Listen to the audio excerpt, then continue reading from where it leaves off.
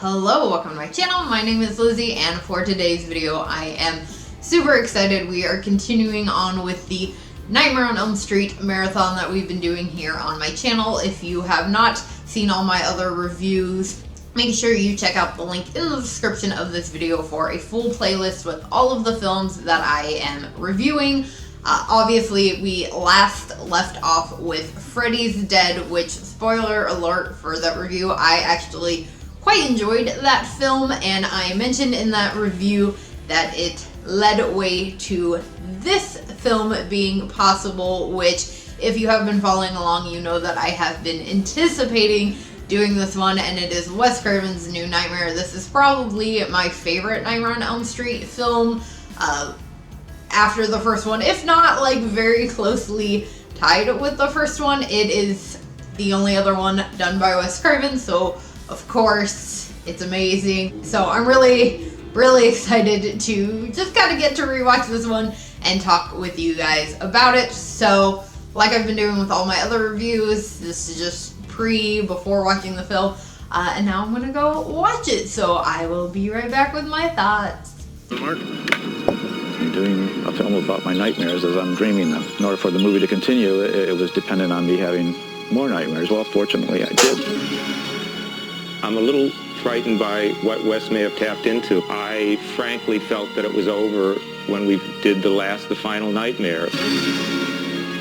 In a town where movies go over schedule and directors go over budget, something far more evil is out of control.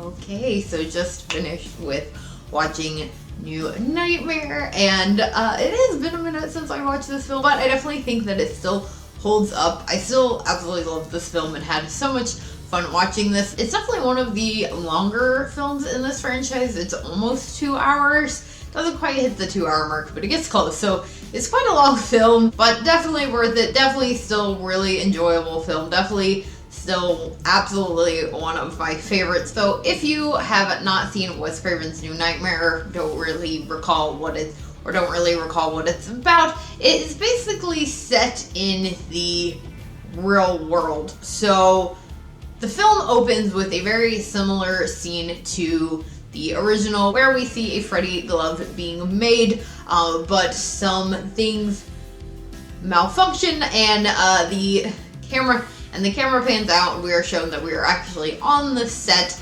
and we see like Heather Langenkamp and Wes Craven, R.I.P., and we are led to believe that they are now creating another Nightmare on Elm Street film, but things go wrong on the set, and the glove kind of starts to take over, get a life of its own, kills off multiple people, attacks Heather's husband, who is an FX artist, which I thought was really cool because in real life Heather is actually married to an FX artist. It's not the same.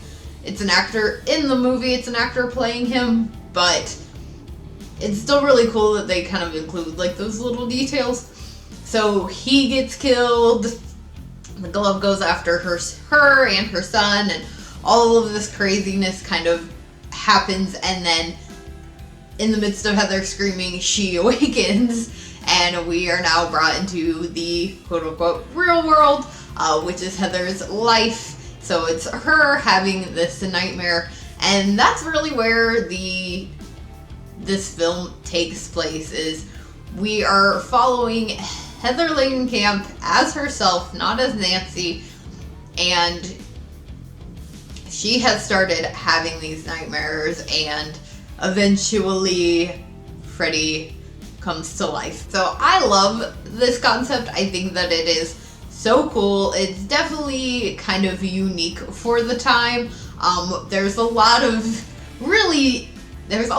details in this film about kind of how Freddy comes to be. They kind of change things because he's not really the Freddy that we've known in the franchise so far. It is revealed that Wes has been writing this script for a new Nightmare film that he wants Nancy to play in, where she is the one that ends up bringing Freddy back after, of course, being killed off and Freddy's dead, and of course fighting again to defeat him. But like I said, he's not really Freddy, he is this entity, which is an interesting concept. It's a little Stephen King-ish, kind of. I was actually watching it last night, so kind of making me think a little bit of that. And of course we find out that Wes's script is following along with the events that are happening to Heather throughout the film, that his writing is kind of what's causing everything to happen and come to life. But it's not just Wes's fault. Nancy, of course, is also dreaming about him.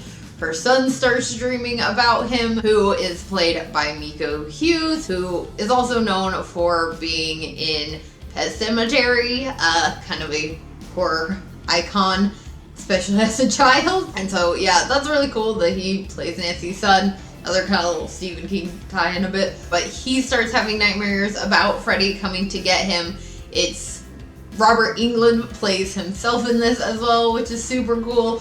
And he has, and there's this really cool scene where him and Heather are on the phone and he's like just painting while he's talking to her, and it's revealed that he's been painting the scene of Freddy. So really kind of everybody who's like involved with the franchise, and especially like the original film, is having a part in bringing Freddy to life. And there's just a lot of really cool like callbacks to the original. Like I said, the opening scene with the glove being made. There's also a line in the film where Heather gets to say, "Fuck your pass," because she's in this hospital and a nurse asks her if she has a pass, and she turns to her and says, "Fuck your pass," which of course is a reference to the "fuck your hall pass" line in the original.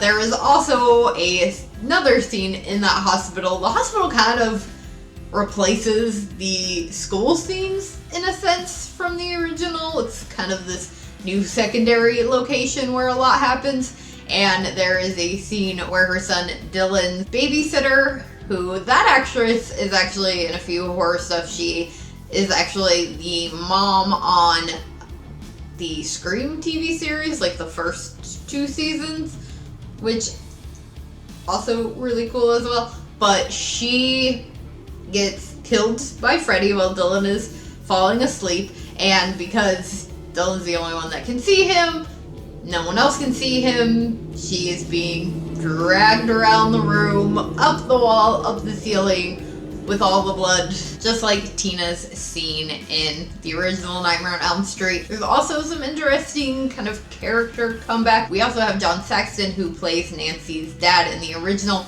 as himself in this, and him and Heather are still really close in the film. They still have a very father-daughter relationship. She seeks out a lot of advice from him throughout this, which I thought was really cool.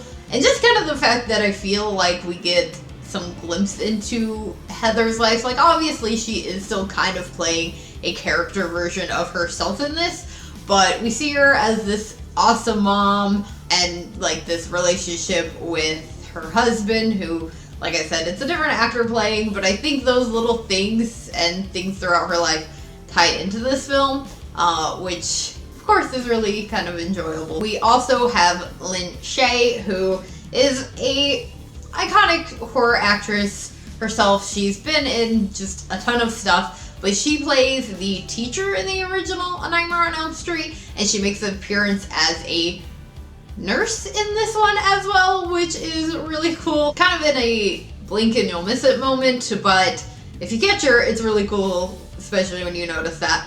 Now, there were some little moments that kind of more nitpicky stuff that I didn't really enjoy. I mean, it definitely has its cheesy moments, just like with the majority of this franchise has its cheesy moments. The original has some cheesy moments, not too many, but, and same thing with this one. There's a few, not a whole lot of bad stuff.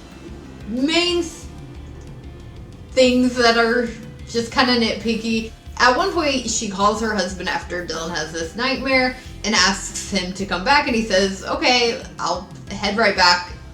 It'll be 3 hours. It's like bright daytime. It seems like they've maybe just gotten on set or getting prepared to start filming.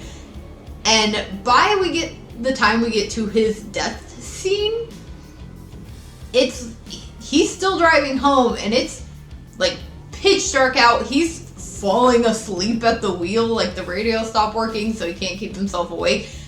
And I'm like, he literally said it was going to be 3 hours, like. And I'm assuming that's including like packing whatever he needs to back up and, you know, driving home. The drive's probably only gonna be maybe 2 hours. Like, it just didn't seem realistic in that moment. I was like, they gotta drop the ball on that. Like, he maybe should have like taken a longer time to get home. I don't know. It's just kind of weird that it would like that by the time we get to his death, that it'd be like bright as day out, and then by the time we get to his death scene, he's like falling asleep at the wheel in like the middle of the night. Just that little moment bothered me. There's also, again, back to scenes in the hospital. Dylan is in this like rejuvenator style thing. It's supposed to be like this oxygen tent.